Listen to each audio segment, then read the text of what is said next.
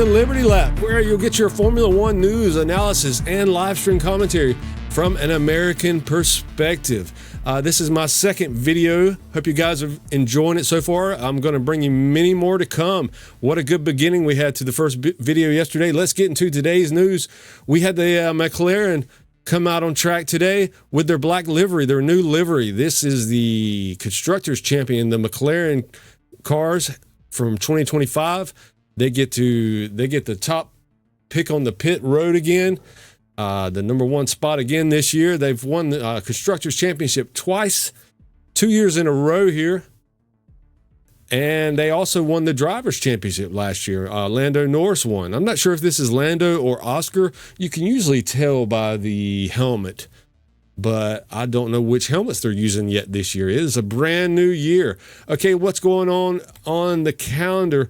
Right quick before we get into Barcelona, I just want to let you know we've got Bahrain testing. I'll have more video footage from the Bahrain testing, February 11th through the 13th. But today was day 3 on test at Barcelona. We had Franco Colapinto joining Alpine. We had Ollie Behrman in the Haas, Nico Hülkenberg in the Audi, and we had George Russell in the Mercedes and Arvin Lindblad with the Racing Bulls, or Red Bull. Actually, Racing Bulls, Arvin Lindblad, that's right. Isaac Hadjar went to the Red Bull team from the Racing Bulls he was last year. And McLaren, meanwhile, initially spent time carrying out their final preparations in the garage before new world champion Lando Norris emerged. So I guess this was Lando Norris. And, yep, he's sporting the number 1 car. Yeah, he gets to choose his number this year because he won last year, won the title championship last year. So he stole Max Verstappen's number 1 number.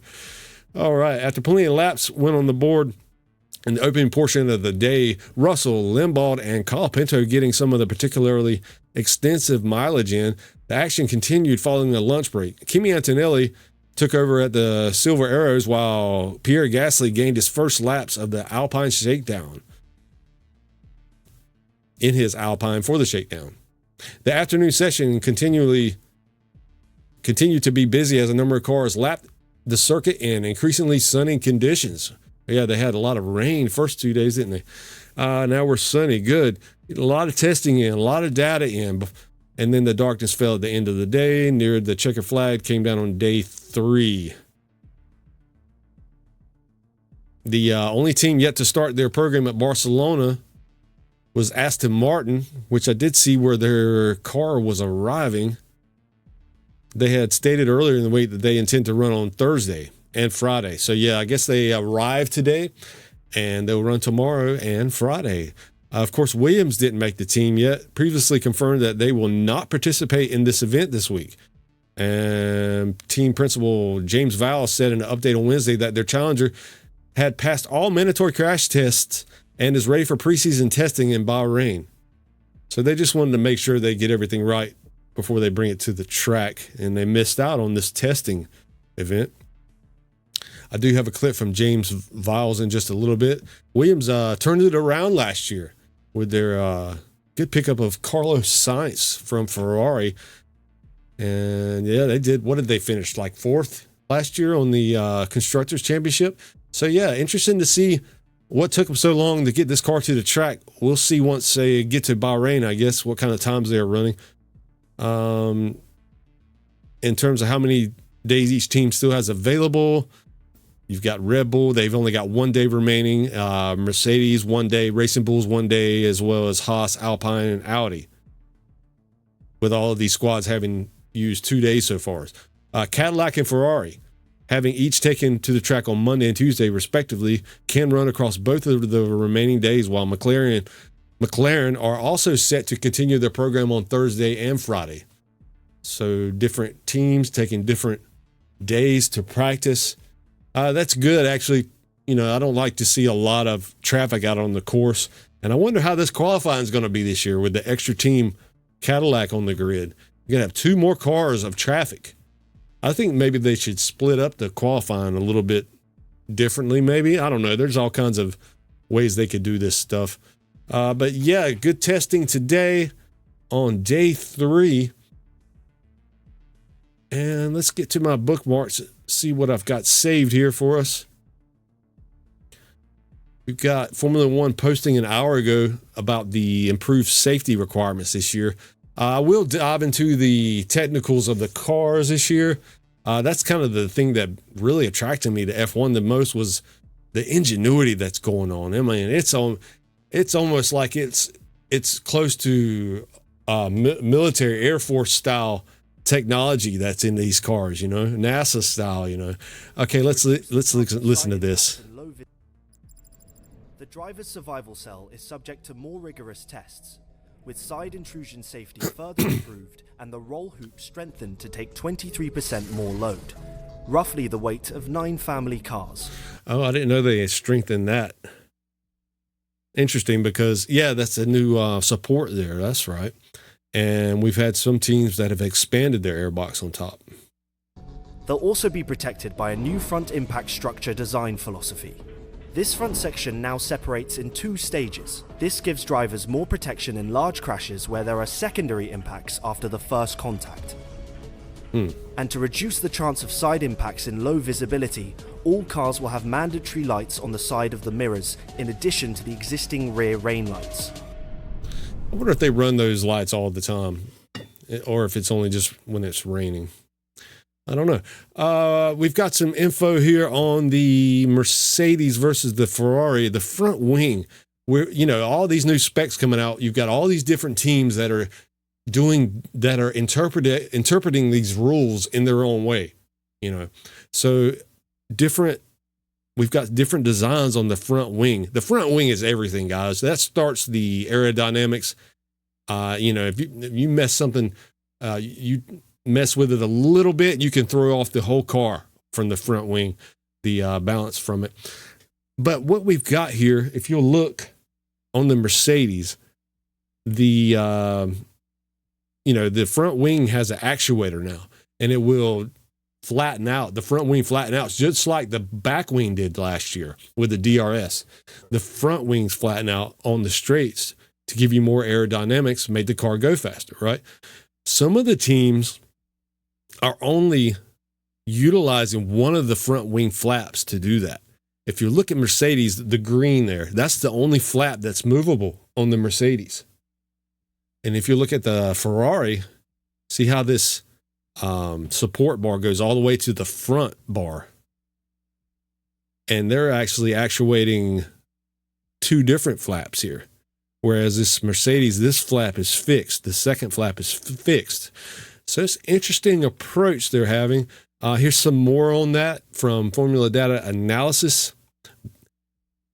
Says it can't make sense of the Mercedes front wing actuation choice. They're the only team not exploiting the drag reduction deflection allowed on the primary flap, keeping it fixed. They rely solely on the secondary flap's 60 millimeter deflection. So it looks, I'm left out the 30 millimeter for the front. It looks like they're allowing 30 millimeters for the front flap and 60 for that second one. Expect a less loaded secondary plane to limit straight line drag with a more loaded upper plane to compensate. It's the most puzzling thing I've seen so far, and there must be an upside, but for now, only the downside is obvious. Yeah, I don't see what the upside could be for that. Of course, they may see something we don't. There may be a need for that. I'm sure Mercedes, they're the last time all these cars switched over, they were the best at interpreting the brand new rules, just like the situation we're in right now. Yeah, but it is a puzzling choice to have only that one flap. There you go, right there, instead of both of them. Interesting. Okay, what else do we have here? We've got some times coming in from the laps. Antonelli today, 1 minute, 17.4 seconds. Russell, 1.176. Norris, 1.18. Colapinto, 1.19. 2. Gasly, Behrman, Limbad, and Hulkenberg shortly behind. So, yeah, Antonelli running fast, and the Mercedes. I would not count out Mercedes this year, guys. That motor sounds good on track for sure. the race has posted here. Williams said it could have attended F1's closed door, but why didn't it? Here's the James Vowell from Mercedes explaining that. Williams says have attended Formula One's closed doors Barcelona shakedown, so why didn't it? Team boss James Vowell says the decision to abandon the 5-day test was clearly not the original plan and incredibly painful, but also necessary. Williams had overestimated its production capacity, and so had fallen behind schedule with its FW48 project, which meant delayed parts and compromises. Vowell didn't deny reports of failed crash tests, but said these were only a blip and not the overriding cause. The car has now passed all the necessary tests and is ready to run in the other preseason tests in Bahrain. It will even complete a filming day beforehand. So why wasn't it in Barcelona? Vowell says getting the FW48 there would have meant an enormous impact on spares, components, and updates across the Bahrain tests and the Australian Grand Prix opener. He is adamant sacrificing the shakedown to avoid those negative knock-ons was the right thing to do. Guys, sorry about the music in the background. You know, they do get us for copyright. So if there's music playing, I'm going to cut up my synthesizers while that's going. But yeah, Williams electing not to go to the track in Barcelona. You know, these guys are they have a cap, spending account cap. So they can only spend so much money. And this might be actually a strategy to save some of that and spend it somewhere else. So that's always interesting to see. We do have Sergio back. I hadn't seen him in a while. You know, last time he didn't drive last year. He was on contract. They bought him out. Red Bull bought him out not to drive last year. So they paid him last year to sit at home, but he is back on the track for Cadillac today. And let's see what he says about his new Cadillac experience in Barcelona. I know running has been a little bit limited, but just how different is this car to drive compared to what you've driven in Formula One previously? Yeah, very, very. I think these cars are massively different to what we've been used to. And it's still very early days, you know. I think, in my opinion, this has been the biggest regulation change I've had in my career. So it will be a challenge to adapt. All the drivers will face those challenges. Finally, how good does it? So yeah, you can tell right there from Sergio, these cars are massively different. They're a lot lighter. I'm sure these guys can feel it. You know, it's nothing like the Sims, and yeah, it's a car a lot lighter. You know, and I'm hearing about the motors might not be as, you know, they're strong, but I'm hearing on the straightaways they might have to downshift in the on the end of the straightaway to keep the power up. So we'll see which ones have to do that and which ones don't. This is funny here. We've been making fun of the of course I like the RB car, the Racing Bulls car. I like the way the intake is flattened out like that. And this is funny though. So this made someone's day there. Yeah, just messing around with some editing there, but there's your front inlet. Okay, we've got formula data analysis showing how these front flaps lay down in the straightaways. I think he's actually testing them up and down on that Ferrari there. But you can see how they're flapping, allowing for aerodynamics. I can't think what could possibly be Mercedes thinking for leaving that front flap up. Interesting. What else do we have? Formula data analysis again is looking at the Ferrari. The SF26 looks basic. Very simple end plates and bulky bodywork. It might be a base spec to be significantly developed. Yeah, don't forget, guys, these teams are constructors, so they're constantly improving these cars. There's a lot of new pieces that will come out throughout the year. You know, what you're looking at right now might not be the car we see by the end of the year for every team. Who knows? Interesting that we've got the push-pull rods. Most cars are going with the push rods in the front, and I believe Cadillac is the only team on the grid that's using the pull rods, where everybody switched to push rods this year. Most teams, because of the new specs, they believe it'll be better for the front suspension there. I'll have to look into the back suspension. I assume they're doing push, most of them. Cadillac's probably doing pull push. So yeah, we'll get some more details on that.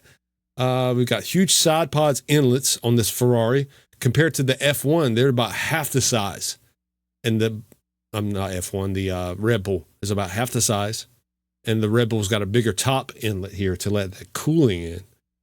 On this Ferrari, rear rotated upper wishbone and push rod, a very basic front end wing plates.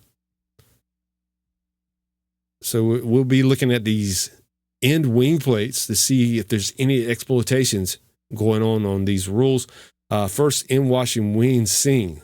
In-washing wing. So, yeah, you can see how this kind of dips in a little bit right here at the top of that wing. There's that step shark fin. That's kind of cool. I like the way that's stepped up. Bulky bodywork, minimal rake, weird barge board stays. So yeah, the Ferrari has put a lot into their engine this year. I'm not sure if they're behind on their bodywork or what.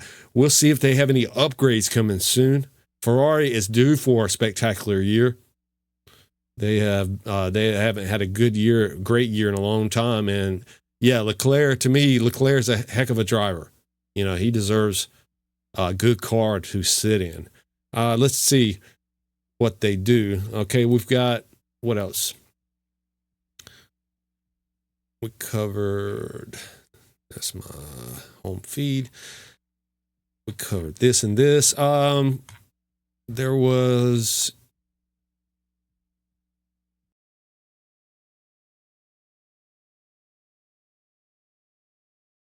Ferrari motors. You've got the Ferrari cars, you've got and Cadillac. They are buying the motors from Ferrari to use. So let's see the differences in these cars. The SF26 from Ferrari, same power unit, very different cooling. You can see the side pods. They've got them drawn here. And the aerodynamic shape of the back of the car here. Ferraris, all three are very different. Haas has the largest intake. Ferrari has the medium-sized intake. And look at the support here. We were talking about this a minute ago. Look at the hole here. That's new, I do believe. The support for the intake. And this looks completely different on the Haas. Look at the pods on the Cadillac at the bottom. That's way different than these other two. Way slimline. Medium-sized intake, like the Ferrari. Small triangle and side inlets. Side inlets on that intake. So, yeah, three different teams with the same motor taking different approaches. Be interesting to see these lap times in Bahrain. Stepping out of F1 right quick. We had a killer Daytona race. What was it? The 24 hours IMSA race. Check out this pass on the inside. Pass 2. And that was last lap, I do believe. Look at that. He threw it down there. We'll stick with F1, but when we see some good stuff like that, we will bring it to you. Here's a look at the new F1 hazard lights for visibility in the rain.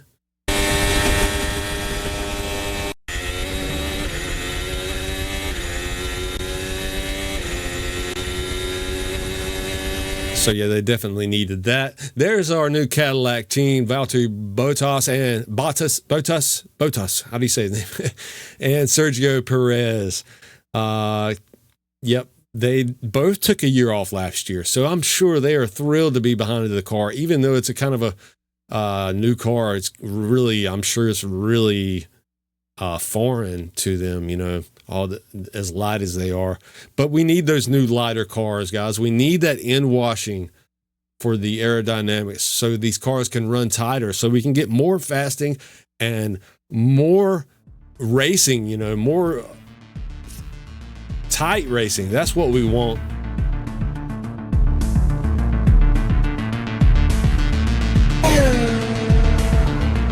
There's that Cadillac No, that's the Red Bull. That's an older one. Sounds good though. Hope you guys enjoyed it. Follow me on Liberty Lap. Like the video and subscribe if you could. I appreciate it.